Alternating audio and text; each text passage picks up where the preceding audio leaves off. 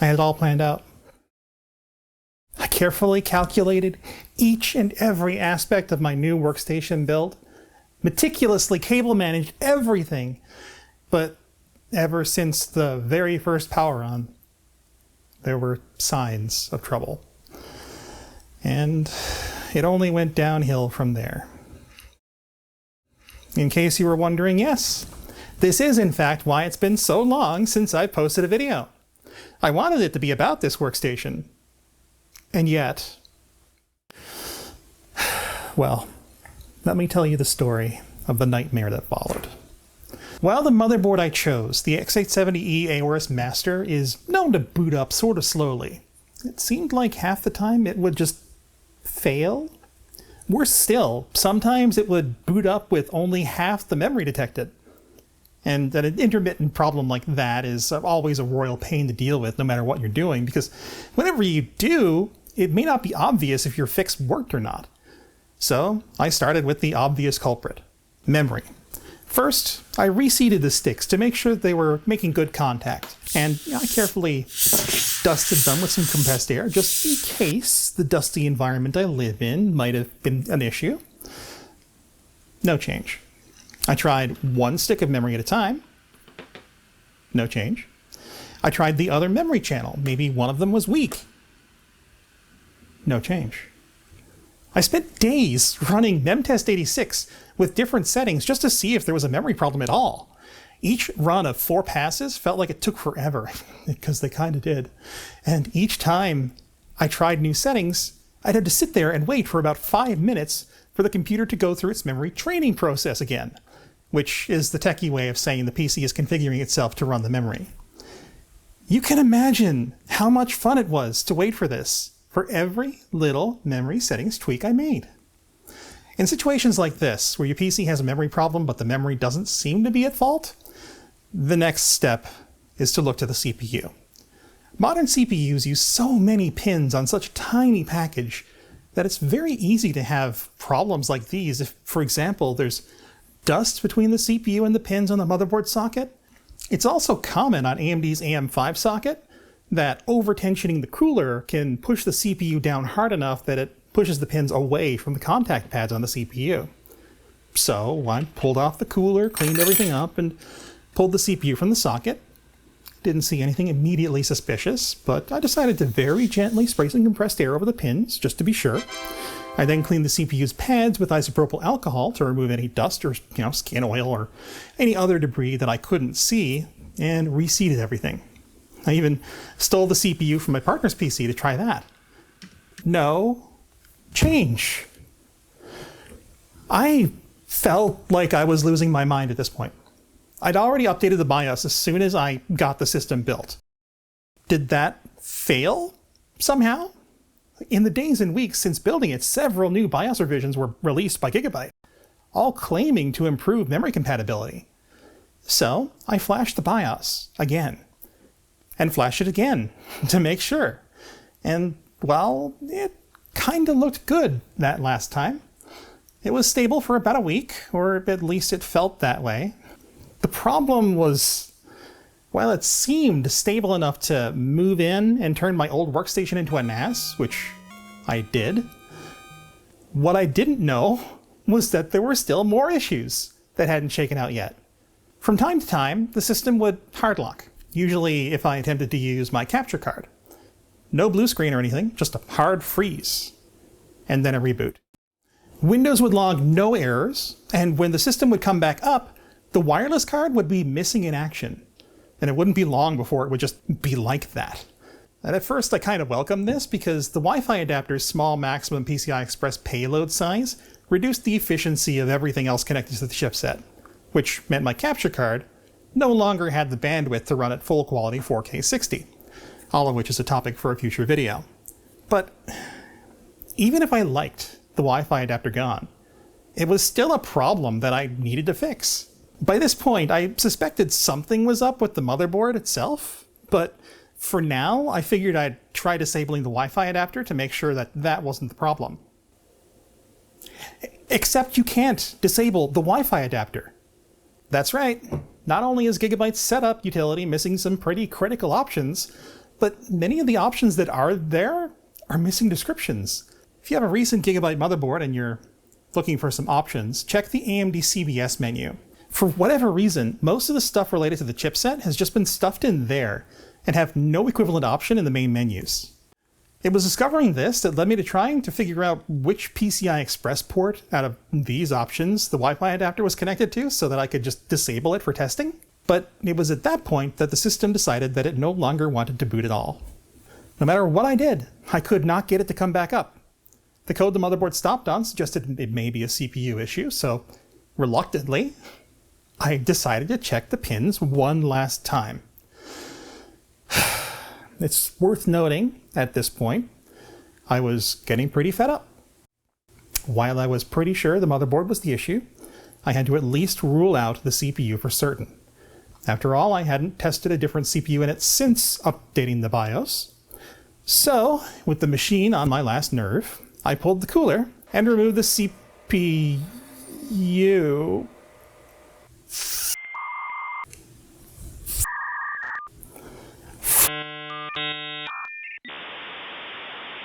This is the worst nightmare of anyone who's ever installed a CPU in an LGA socket like this.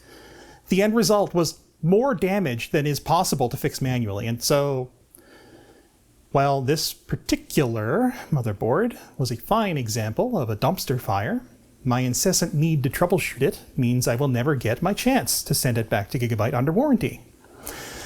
In fact, as of writing this, my desktop was a Steam Deck. I wrote this script on a Steam Deck. While I was stuck with the desktop, I realized that the GPU was actually locked to 500 megahertz in desktop mode, but you can fix that by installing Decky and Power Tools. And then you can launch Steam Big Picture mode and adjust the settings to taste. Enjoy your responsive desktop. I know I am after struggling for a bit. But okay, I f***ed up, kicking myself over and over and looking at options. I could try and send it back to Gigabyte and pay for repairs, but that would mean even more downtime. I could buy a new motherboard, but now I'm second guessing my choices. Like, do I go with another Aorus Master? Do I go with ASUS or MSI? Like, if my capture card is going to be limited by the Wi-Fi adapter anyway, I might as well switch to something external. So the loss of one PCI Express slot isn't really going to kill me. New problem though. I could not have picked a better time to destroy my motherboard if I wanted to jump ship. There are plenty of Aorus Masters to go around in Canada, but no competing ASUS or MSI X870E boards, at least at time of, well, doing this. Only Aorus. Gee, I wonder if that means anything. Whoa, future Emily here.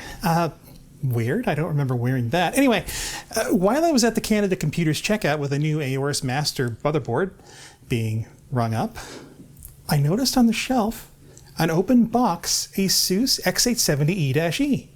And as much as I'd love to test another Aorus Master to see if it had the same troubles, the gap between me posting my channel intro and actually making another video was and is way too long.